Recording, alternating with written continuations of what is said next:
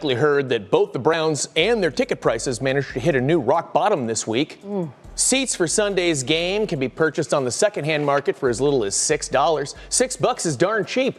That would be like going to a Chinese buffet, getting food poisoning, going back, getting food poisoning again, and the next day getting a 60% off coupon in the mail and thinking, boy, that's a pretty good deal. Not so much.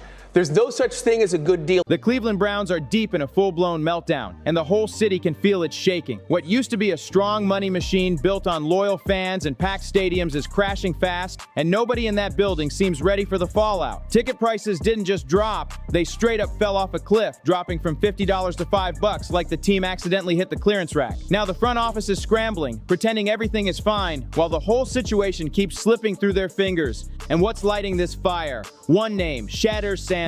Fans pull up to see him, fans chant for him, fans pay for him, and the team acting like he doesn't exist has people furious. The moment the Browns kept him on the sideline, the whole vibe flipped. Now the stadium looks half empty, the revenue is tanking, and the bosses upstairs are running around trying to figure out how to stop the bleeding before the whole season collapses. And just when it felt like things couldn't possibly get worse, they did! This week's game against the Ravens had tickets floating online for $1 single like a yard sale item nobody wants. And the worst part? This trend ain't slowing down. Fans are heated, boycotts are growing, and the frustration is turning into a movement that's louder every week. At this point, there's only one real way to calm this chaos. Cleveland needs to step up and announce Shedeur Sanders is playing this weekend. Without that, the crisis only gets uglier. And this isn't just some rumor in the wind. Mary Kay Cabot confirmed Shedeur Sanders might actually hit the field, even though Dillon Gabriel is still listed as the starter. The Browns are seriously second-guessing everything right now, wondering if Dillon's style even fits what they need, especially with the Ravens' defense out here playing like a brick wall. There's a real shot Shedeur could get pulled in, not just to shake up the game, but to pull in that massive crowd that's been begging to see him finally take over. Cabot even mentioned that Dillon might struggle to make any real impact out there, which cracks the door wide open for Shedeur Sanders to slide in and flip the whole game with his big-time playmaking skills. But Mary Kay Cabot didn't stop there. She doubled down, praising Shedeur Sanders as an incredibly accurate thrower, putting some real respect on his name. Now it's starting to feel like the Browns are trying to sweet-talk the fans, saying whatever they can to convince people to pull up to the stadium instead of staying home. But the fans from URS aren't falling for any of it. They're locked in on the idea that the only way to force real change is to keep the boycott alive. And honestly, it's starting to work. You can feel the pressure climbing every week as the empty seats keep stacking up. The boycott movement is gaining momentum fast, especially after Browns insider Garrett Bush stepped up and called for fans to join the protest. He's been loud about what he sees as unfair treatment of Shedeur Sanders. Shedeur didn't do nothing to you, bruh, right? Shedeur didn't put his name up on that ticket to go say, come be a Cleveland Brown. Shedeur didn't call y'all on draft day and say, hey man, I'm ready. Calling out the Browns for pushing false narratives just to calm the situation and keep things from blowing up. According to Bush, the team's attempts to spin stories and manipulate the fans aren't landing anymore. People are fed up, the frustration is loud, and it's becoming clear that fans believe their only real power is to stand together and make noise by boycotting the games until Shedeur gets the shot he's earned. Even voices like Mace, a longtime Browns loyalist, are stepping up and saying they're done supporting games until Shedeur Sanders gets his shot. He straight up told fans to let those tickets collect dust and not spend another dime until the team finally puts Shadow on the field. Mace even said he canceled every ticket he had lined up for Shedeur Sanders, and he's ready to keep doing it until Shedeur actually plays in a real game. And then Skip Bayless jumped in too, saying the franchise can't fix anything unless they finally let Shedeur Sanders take control. More reports keep dropping, all claiming the same thing, that Sanders is the Browns' best option to keep this season alive. Poisoning, going back, getting food poisoning again, and the next day getting a 60% off coupon in the mail and thinking, boy, that's a pretty good deal. But even with all this heat building up, the situation is still looking rough. Analysts are lighting up Stefanski in the front office, calling them out for refusing to give Sanders a real chance. LaShawn McCoy didn't sugarcoat anything either. He said Stefanski is acting delusional if he lines up Dillon as the starter again. McCoy reminded everyone that after Dillon's rough outing against the Jets, he doesn't stand a real chance against a powerhouse like the Ravens. He even told Stefanski to sit down, watch the film, and rethink his whole plan before he ends up losing his job over a stubborn decision. Then James Jones added even more heat, questioning what Stefanski is really doing behind the scenes with these quarterback choices. I think there will be opportunities for Shedeur Sanders to play. He might even play on Sunday, depending on what's going to happen with Dillon and what this Baltimore Ravens defense does. I mean, the Ravens defense is playing really, really. He hinted that the coach might be intentionally keeping Shedeur Sanders off the field, saying that if development was really the priority, Shedeur would have already been in the game, especially with Dillon struggling and ticket sales falling fast. Jones didn't pull a single punch, warning that if Stefanski keeps moving like this, his job is hanging by a thread.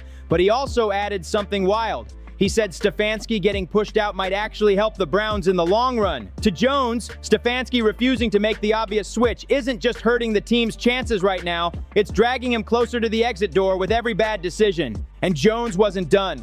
In practice, because I've seen them with my own two eyes, Shedeur Sanders, I've told you guys so many times, throws a beautiful ball. He is very, very accurate. He has elite. He kept pressing Stefanski about how he's handling Shedeur Sanders, saying none of this disrespect makes sense. He reminded everybody that Shedeur never begged the Browns to sign him. The team chose him.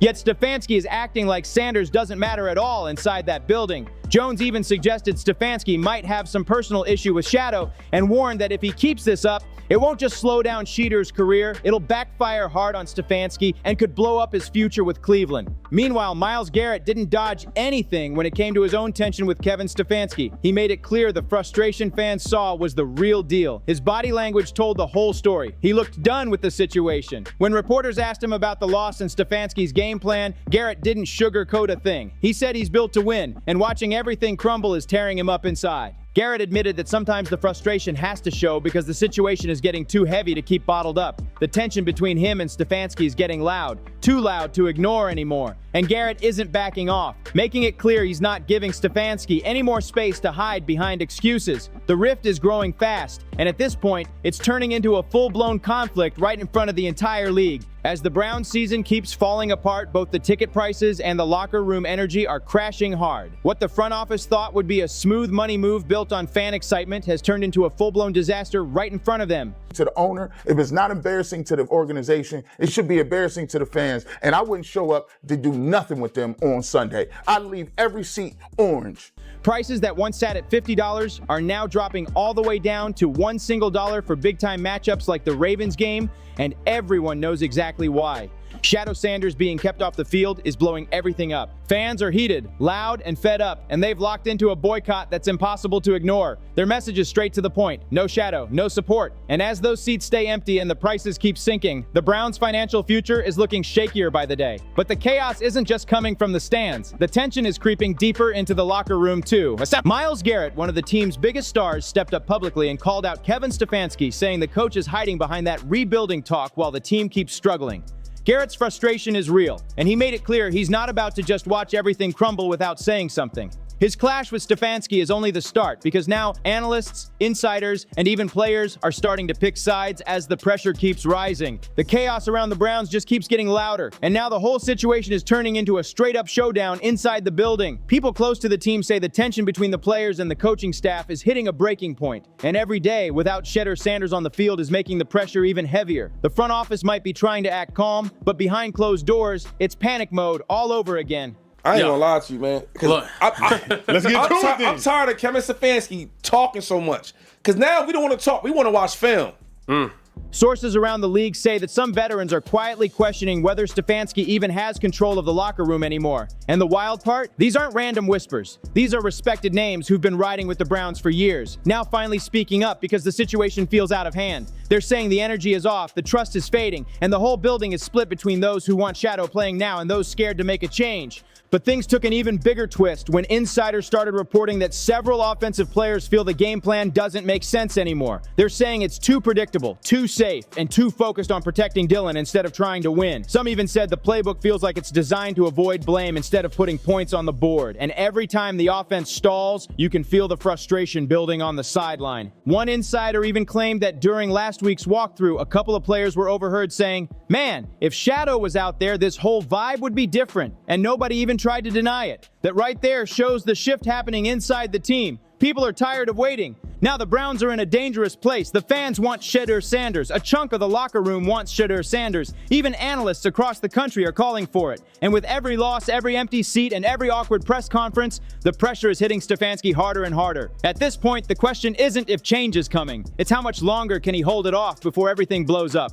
The breaking point finally feels like it's closing in, because now even people inside the Browns front office are starting to panic behind the scenes. Word is spreading that certain executives are frustrated with how Stefanski is handling this quarterback mess, and they're worried the team is becoming a national punchline. The pressure isn't just outside anymore, it's hitting the walls of the organization from every direction. And here's where things get wild. Insiders say some staff members have quietly admitted they underestimated how much power Shedeur Sanders holds over the fan base. They thought the crowd reaction would fade after a week or two, but instead it's growing louder, stronger, and way more organized. One staffer reportedly said, "We didn't think it would turn into this." And that's how you know they're losing control of the narrative. The coaches are feeling it too. A few assistants have apparently started questioning Stefanski's decision-making, saying the refusal to even test Shadow in real game action is putting everyone's jobs at risk. Rumors are flying that even members of the defense are tired of watching the offense stall out, forcing them to carry the weight week after week. The frustration is spreading like wildfire. And then there's the moment that really shook the building. Multiple players said the team practices feel off, like nobody knows what direction they're heading in anymore.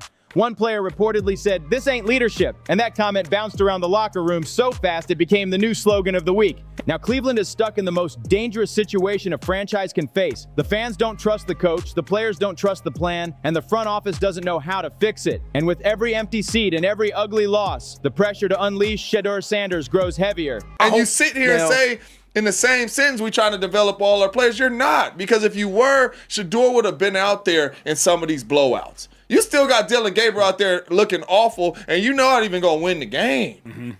At this point, the whole city is watching to see who snaps first and who pays the price when it happens. The Browns thought the pressure from fans and players was bad, but now the media storm is turning into something way bigger than they ever expected. National shows are locking in on Cleveland like sharks circling the water, and every analyst with a microphone is calling out the chaos. It's getting so intense that even people who don't normally talk about the Browns are suddenly treating this like the biggest story in football. One reporter said the energy around the team feels unstable, and that word alone has been echoing through social media all week. Clips of empty seats, booing fans, and Stefanski's stiff press conferences are going viral every single day. The franchise can't escape it. No matter how hard they try to spin the narrative, the world keeps asking the same question. Why is Shedeur Sanders not playing yet? And nobody in that building seems to have an answer that makes sense. But the heat got even crazier when a former Browns staffer went on a podcast and claimed the organization misjudged the entire situation from the start. He said they underestimated Shadow's popularity, underestimated Dylan's struggles, and completely misunderstood the emotional connection fans already built with Sanders. He even claimed there's panic meetings happening almost daily now, where different departments blame each other for the collapse. That's how messy things have become, and the players can feel it too. One anonymous veteran reportedly told a journalist, "It feels like everybody's walking on eggshells in here." That's not the vibe of a confident team. That's the vibe of a franchise bracing for a meltdown. The chemistry is slipping, the focus is fading, and the belief that the coaching staff knows what they're doing is fading fast. Now the Browns are staring down a moment that could define their entire season, maybe even the future of the franchise. The fans want action. The players want clarity. The media wants answers. And all roads lead to one decision. When will Stefanski finally let Shedeur Sanders take the field? Because every day he delays, the pressure grows heavier and the fallout gets harder to escape. The tension between Garrett and Stefanski is blasting out into the open now, and it shows just how deep the problems really run inside the Browns organization. The whole direction of this team is shaky, and everyone can feel it. Can Cleveland flip this season around, or are they sliding into a hole that's already too deep to climb out of? And the biggest question hanging over all of it, will Shedeur Sanders finally get his moment on the field? Will he get that chance to step in and shake things up before the whole season slips away? Or will the team keep ignoring the growing pressure coming from fans, players, and even people behind the scenes? How long can the Browns hold on to this plan before it costs them way more than empty seats, maybe even the coach's future? And with the locker room getting hotter every week, how is all this chaos going to hit their performance moving forward? Drop your thoughts in the comments, make sure you like, subscribe, share, and we'll see you on the next one.